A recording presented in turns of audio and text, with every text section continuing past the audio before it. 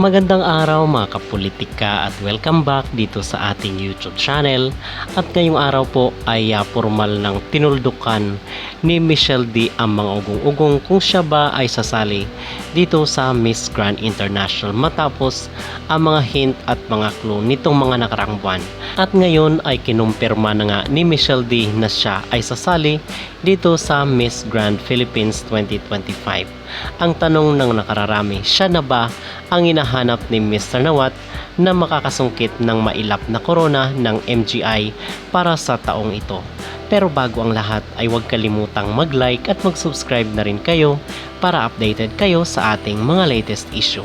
At tuluyan na nga pong tinuldukan ni Michelle D ang mga balibalita at mga usap-usapan kung siya ba ay muling sasali dito sa mga beauty pageant.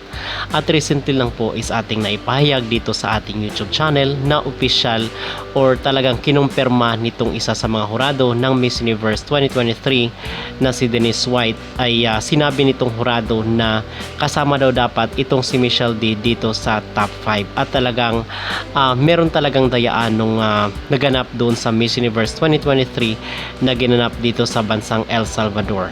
And ngayon ay umingay na naman ang pangalan ni Michelle D na siya ay makikilahok, makikisalpukan, makikibanggaan dito sa Miss Grand International Philippines 2025.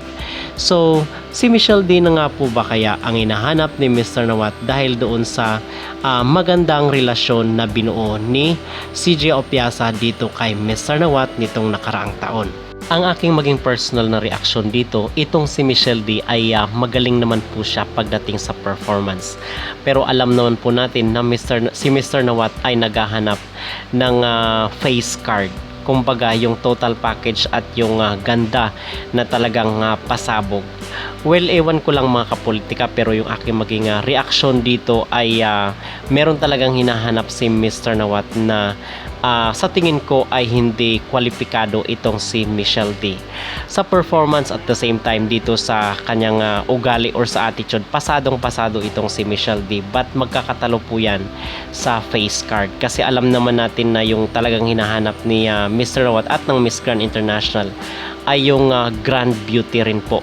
Okay, so itong si Michelle D, sa tingin ko kung sasali siya or siya ang ipapadala ng Pilipinas, siya ang magiging representative ng ating bansa para doon sa Miss Grand International 2025, malamang ay papasok ito sa top 5 kasi nga maganda yung kanyang attitude at the same time yung performance. Pero magkakatalo yan sa face card, most especially kung ihalo siya doon sa mga Latina.